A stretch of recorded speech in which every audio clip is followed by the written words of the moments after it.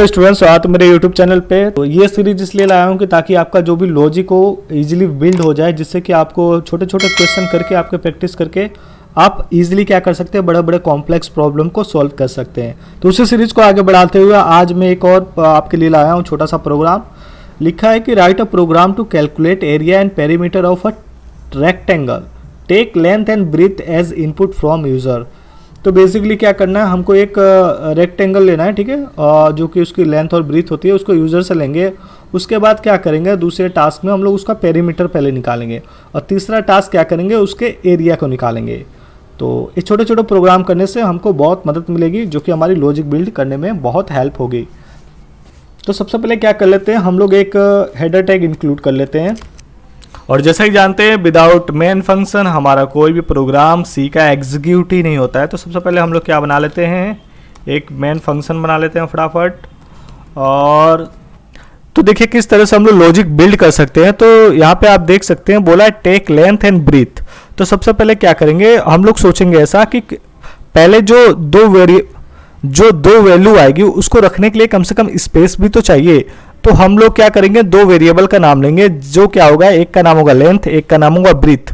जो क्या करेगा, अपने यूजर से जो भी इनपुट आएगा उसको क्या करेगा, मेमोरी में स्टोर करेगा। दूसरी जो टास्क था, दूसरा बोला है पेरीमीटर कैलकुलेट करना है।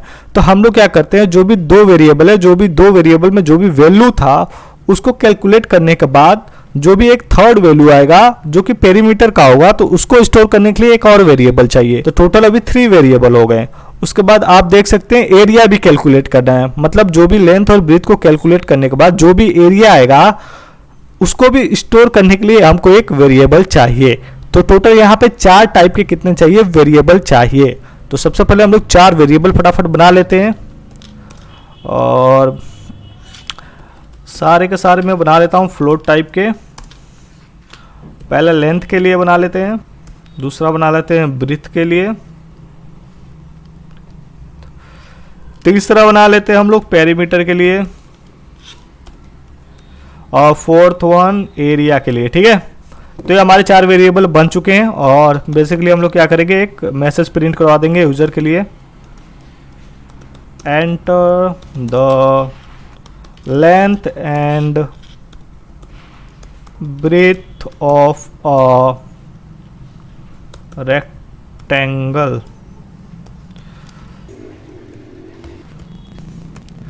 जो भी यूजर इनपुट करेगा उसको क्या करेंगे, हम लोग मेमोरी में एलोकेट कर देंगे। उसके लिए हम लोग यूज करते हैं स्कैन एफ। तो %f% है, 2 वेरिएबल लेंगे।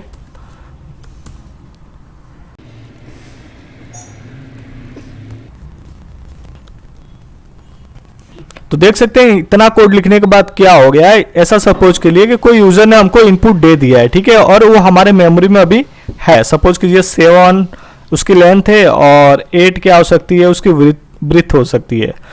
तो अब मान लीजिए हमको नेक्स्ट स्टेप क्या करना था, जो सेकेंड लेवल पे था कि पेरीमीटर कैलकुलेट करना है। तो पेरीमीटर कैलकुलेट करने के लिए सबसे पहले हमको फॉर्मूला पता होना चाहिए।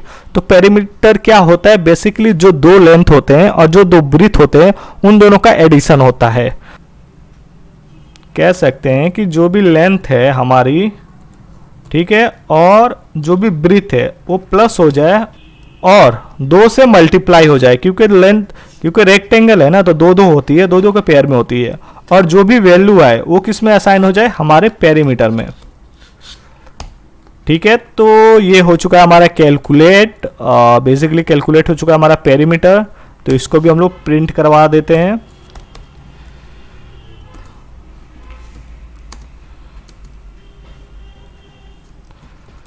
The perimeter of a rectangle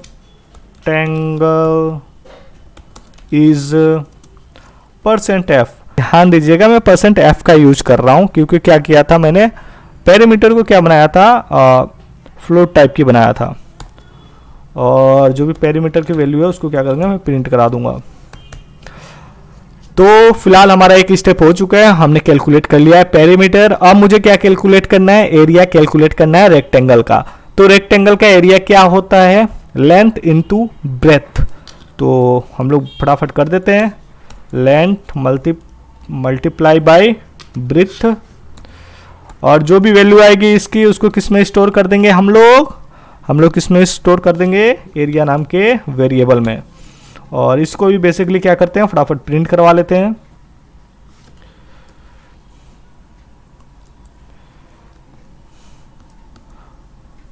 यहाँ पे लिख देते हैं area of a rectangle is area, और लास्ट में क्या कर देते हैं हम लोग, रिटर्न स्टेटमेंट लिख देते हैं। रिटर्न स्टेटमेंट इसलिए लगाते हैं ताकि हमारे ऑपरेटिंग सिस्टम को पता चल जाए कि हमारा जो भी प्रोग्राम है नॉर्मली क्या हो गया, टर्मिनेट हो चुका है।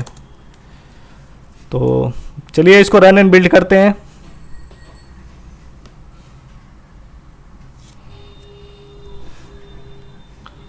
यहाँ पे मल्टीप्लाई का साइन भूल गया था, तो आप लगा सकते हैं मल्टीप्लाई। तो यहाँ पे देख सकते हैं हमारा प्रोग्राम एग्जीक्यूट हो चुका है, कंपाइल हो चुका है। तो बोला है कि enter the length and breadth of a rectangle, तो मैंने डाल दिया, एक का नाम 4 डाल दिया, ठीक है, और दूसरा डाल दिया 5।